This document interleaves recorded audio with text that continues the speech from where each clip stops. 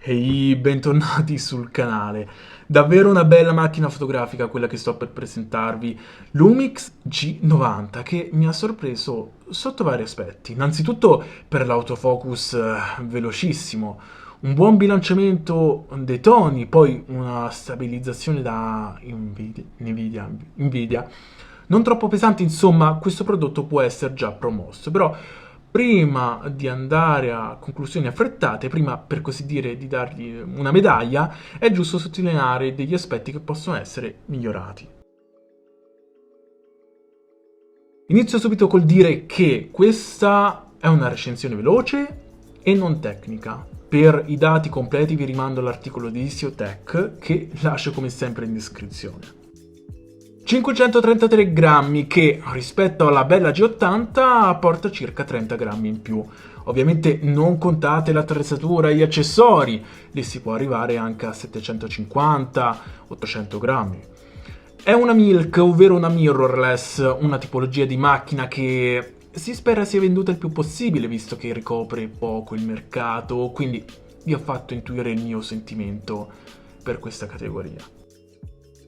Buona maneggevolezza, ha un appoggio per la mano ben pronunciato. Corpo tropicalizzato, ovvero resiste a qualsiasi condizione ambientale.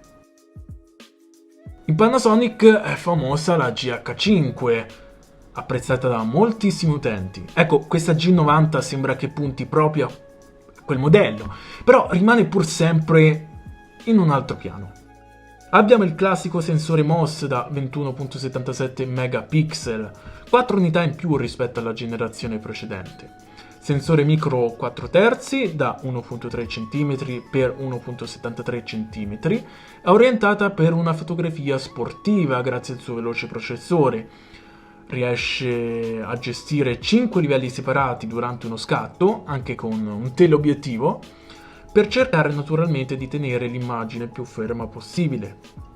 Ha delle funzionalità che già sono presenti in altre Lumix e non solo, come il post focus, connessione wireless, quindi wifi e bluetooth, 4K foto, eccetera.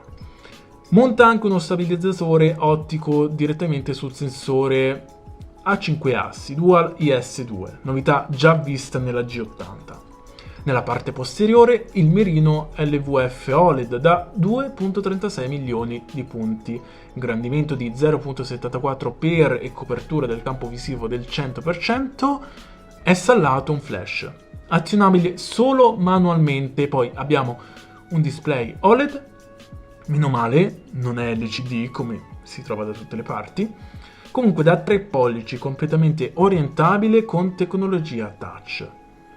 Parlo un attimo di ingressi e periferiche esterne. Sul lato sinistro c'è l'entrata micro USB 2.0, fondamentale per la ricarica, una micro HDMI e poi un'entrata jack da 2.5 e una da 3.5 mm. Sul lato sinistro invece c'è l'entrata per la SD. Mi raccomando, prestazionale come scheda, altrimenti non sfruttate appieno questa macchina. Nella parte in basso è posizionato l'alloggiamento della batteria. Di questa ne parliamo dopo.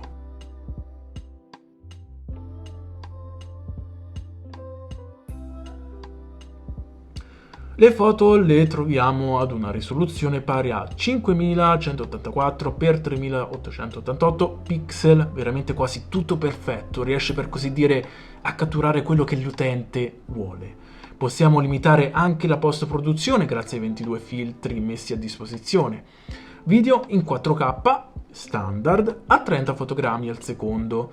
Se volete il 60 dovete limitarvi ad utilizzare chiaramente il Full HD. La cosa fantastica è che si ha un tempo illimitato per la registrazione in tutte le risoluzioni. Poi abbiamo vlog e chiaramente l'autofocus. Riguardo quest'ultimo, come dicevo ad inizio video, è velocissimo grazie al Deep from the Focus. Per l'applicazione occorre solo 0.07 secondi. Ecco i problemi e... no, più che altro limitazioni, non sono problemi. Non tutto è rosa e fiori, giustamente. Ricollegandomi subito alla registrazione, il fattore di crop pare 1.26 per... ecco, potrebbe, per così dire, danneggiare un'inquadratura. Per l'autofocus ci sono 49 aree, visto che ci si vuole avvicinare alla GH5, forse sono un po' poche, l'altra ne ha ben 225, c'è una bella differenza. La batteria poteva far di più, per il prezzo che conta questa macchina sopporta fino a 290 scatti fotografici. Un po' ridotta come cosa. Lo scatto continuo, arrestandosi a 9 fps con autofocus bloccato al primo scatto. Insomma, per concludere, la G90 è promossa, da me è apprezzata. Mi è piaciuto l'autofocus, la stabilizzazione, insomma le cose che vi ho detto in precedenza.